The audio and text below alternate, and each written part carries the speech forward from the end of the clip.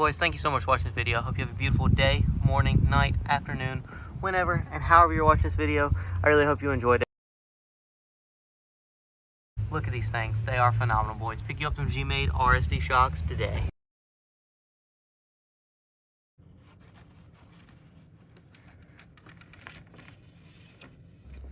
Boys, welcome to today's video. I am super excited you're here watching this. I see you need some info on how to build some shocks. This is going to be the video for you. We're going to detailedly show you how to build these shocks, Gmade RS1s today. Thank you guys for tuning in. I really hope you enjoy. Right now, I'm going to show you guys how to assemble these if you've never put any shocks together. It can be a little tricky. It can be a little confusing. You have a bunch of little pieces here, and it can be a little overwhelming if you've never done it before. So I'm going to help you get through this. Let's do it together. First, you get your oil here. I want to go ahead and open this oil. So I'm going to go ahead and just cut the top of this off just a little bit. I don't want like a big gaping hole. So I'm just going to kind of go ahead and barely cut that till I get a little bit of oil on the end of my X-Acto. And I know I have it open. Now that we have that, we'll put this in our trash can. So we're going to have our oil right here, and the reason we're going to have our oil is so we can lube all these O-rings. They do make like a green slime stuff you can put on O-rings, helps prevent them from leaking. I personally just don't have any of that, and I've never really used it. I've just had success with using just regular shock fluid on my stuff, so that's what we're using here today. Part one, we're going to take a shock shaft right here, flip it upside down to where we have this ribbed edge, and we're going to take our E-clip and our shock piston. I believe all of these pistons are different. We have a 2-hole piston, a 3-hole piston, and a 4-hole piston. These are going to determine how much fluid is able to come through the shock, lowering or raising your resistance and like the internal pressure of the shock. Since these are going on a crawler, the crawler's kind of heavy. I'm just going to go with the middle piston right now and just try it out, see how I like it. We're just going to take that. You may not have to trim anything. It would always just be safe to trim a little bit off the edge of this, just so you have a really smooth orientation. You don't want anything in your way. You're going to take this guy. There is no right or wrong. You just put it on here. Slide this guy down, just like that. He'll go ahead and seat on the bottom. We're going to grab one of our E-clips. You're going to slide him right here, and then take your pliers. You're just going to squeeze until the clip pops onto the shock shaft. Now you're ready to go. This will not let this pop off. Move on to step 2. Our shock cartridge, this little silver piece, 2 edges on the side. It's what we're going to use our special tool for, provided for us by Gmade. Just fits there perfectly. Love that. You can even do that if you want it to help set itself up. What they would like us to use is this guide spacer. This is going to be the smallest plastic piece. Has a little edge right here. You can see that on the camera. And they're going to want that to go with the edge side facing down first. Make sure you get that in there just as they want it. Once you believe you have that guy pushed all the way to the bottom of your shock cartridge, but make sure he is laying flat. Mine does look a little crooked, so I'm going to fix that. You might have to use something like I have. I have it just a 3mm hex driver. It really helps just set the stuff down in here. So make sure that is flush on this back side, just like this.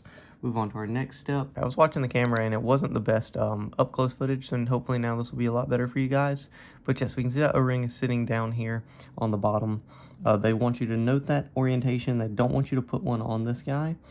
They do want you to take your smallest nut, which is going to be this beautiful unit right here. This is a 1.5mm. I'm going to go ahead and take that and put it on the end of my nut driver. And they would like you to take the 2.5x1 O-ring, which is going to be the smallest O-ring in the kit. You're going to get 2 of these. You can see that. We're going to slide this over top of this screw all the way up to the edge of it. Then we're going to take our shock top. We're going to put this screw and thread him into the side of the shock top. And it shows it going all the way in, so we're going to thread this all the way in. Tighten it just like that. It's probably honestly too tight like that. That's really all you need. Again, plastic into plastic. You have an O-ring in here. Just make sure you're not over tightening the stuff. Now what it would like us to do is take our shock body that we had a second ago right here, this guy, and thread it to the top of this shock right here. This is going into plastic from metal, so make sure you don't cross thread it. It should go pretty smoothly. Just like that. There should be little to resistance, if any, behind it. Now I have grabbed a microfiber towel and my pliers. I'm grabbing the bottom of this. I just want to make sure this is snug, so I'm taking my tool in here. I'm going and tightening this just a little bit, just to make sure it's snug until it stops. Now your shock body should look something like this. We're ready to go ahead and proceed to fill it with oil. We're using the oil supplied in the kit here. You want to take this and fill it to the bottom of the threads inside the shock body. And then you're going to notice in the little reservoir the fluid will start to fill out of it. That's where this little piece comes in. There's going to be 2 O-rings installed on this piece. You can see how you install it right here. It's going to be the little 1.9, I believe, black O-rings. You're going to just slide that on there. Slide this guy into here until he's flush with the top of the little reservoir. Should look something like this. A little fluid's going to come out. You may need a rag. And once we're done, we're going to proceed to fill it the rest of the way with fluid all the way to the bottom of those threads. Now we can have our piston with our shaft right here. We're going to go ahead and take and slide this up just like this so we can shove this in here. You want to do it very slowly. We don't want to get any bubbles. That could cause our shock to not perform its best. Fluid is going to come out a little bit here. Wipe that off. Take the tool they provide. Thread this on. Not too incredibly tight. You do want it snug, but you don't want to lock this thing down to where you could ruin that O-ring and have it leak. Just a little snug right here. Next, we're going to take the body of our external reservoir. This has a inside and a little outside that a screw will go in. We're going to go ahead and proceed to put our O-ring in the inside of this where the shallow part is, and then our biggest screw supplied with the kit. This is a 2.5 millimeter screw. Going to place that in there. Go ahead and tighten this guy. This screw is going to be how you adjust the dampening inside the shock, how much pressure there is, resulting in how much compression you have on the shock. For heavier trucks, you may need to adjust it more. You can see the screw right there. This piece is going to connect to this little spring on the reservoir. The little nipple needs to go down facing the spring so it keeps everything in line. We'll see we place that right over top of this. Gonna gently hold it so it doesn't spill off the side. Grab our reservoir body, and we're going to make sure we have the inside part. Slide it right over the top here till this touches the threads, and we're going to go ahead and begin to thread this down. Don't want to over tighten this, and you don't want to cross thread this. It should go on really easily. Mine threaded on. I just had a little bit of oil on my fingers, so you may have to grab a rag to help you tighten it all the way. After this is what your shock should look like fully put together. We have a few more items to put on the shock we'll get to in a second, but for the most part, this is what your shock should look like. Basically 80% assembled, I would say. Now we're going to begin to pull the shock shaft out from under inside the shock. It may pull itself back together depending on how you built these. If you push the shock up, if you pulled the shock out, depending on how much dampening or rebound you wanted or droop setting in the shocks. The springs that come with this are really stiff to my knowledge. I am not happy with them. I'm going to swap these out, but for the principle of this video, we're going to use them. Now we're going to take our ball cup here. This is going to thread onto the bottom of the shock shaft, but first we have to put our initial ball cup in here. It'll be the little red anodized piece that comes with it. Take and line it up with your finger, pop it in with your pliers. Super easy. It's kind of hard to mess these up. Make sure it rotates freely once it's in there and you're good to go. We're going to grab this guy and start to slowly thread him on our shock. You are making threads for the first time in this plastic, so it may be a little bit difficult. Then once you have that on, we're going to grab our spring, slide that bad boy on there, pull our shock shaft down, and insert this little spring collar that is going to help hold the spring into place and ensure that it fits in nicely. Just like that, you're good to go. And the shock is completely assembled. You are ready to put this on your truck. You're going to have one piece go in the top of the shock right here. That'll help you mount it to the truck. This is going to help what your screw is going to go in and hold the shock together on the rig. But after you get that piece, guys, you are fully assembled. Congratulations, you have completed assembly of these shocks. I'm so proud of you guys. Super easy. It's not that difficult. It may seem a little overwhelming with all the pieces, but I know you can do it. And these springs are super freaking stiff, so we are definitely going to swap these guys out. Now going back to that screw in the bottom, you'll see right here in the reservoir, you can tighten and loosen this, and this should adjust the dampening. We're going to see if it makes a difference here. Not sure what it's going to do.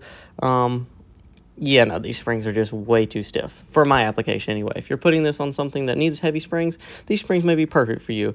If you're like me and you're going to use a different spring, put these aside, save them for a different build. I'm going to utilize some other springs I have in some of my parts bins and go from there.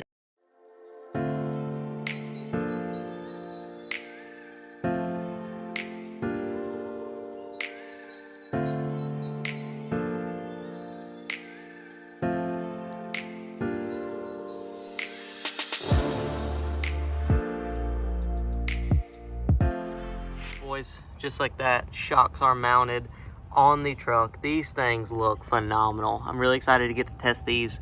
New tires on this unit as well, the Mickey Thompson Baja Pro X's. But look at these shocks. That's the real reason you're here. The RSD Gmade shocks on this thing looking phenomenal. I really hope you guys enjoyed this video. I know these shocks are going to perform flawlessly. I did end up, because I know you're going to be curious, there is Sin F250 springs on this bad boy. That's why they look different, and they are awesome. I highly recommend those if you have some. If you don't, pick up some from A-Main. You can easily get them. If there's something you feel like I didn't cover, guys, drop me a comment. I'll be happy to help you guys build these, answer any questions you may have. Any links will be in the description below for all the stuff I use. If you have any other questions I may have not covered, guys, shoot me a message. I'll be happy to answer them and help you guys. And that's it, boys. Thank you so much. I love you guys. I'll be posting some more content later this week. Next week, we hopefully get the beautiful key to our new beautiful surprise coming shortly to you guys. So content may be a little sparse. I do apologize. Again, family stuff at the end of the year, and we have this big thing planned to show you guys. It's going to be super awesome, and I can't wait. Thank you guys so much for watching this. I love you. I hope you have an awesome time. Enjoy some holidays. Go hang out with the fam. Take a little bit of break. Not a ton of break now. You gotta still be in it. You gotta still work. You gotta still do your stuff. But take a little bit of time to spend with your family, guys. You never know when they'll be here. Enjoy it. I love you guys. I'll see you later.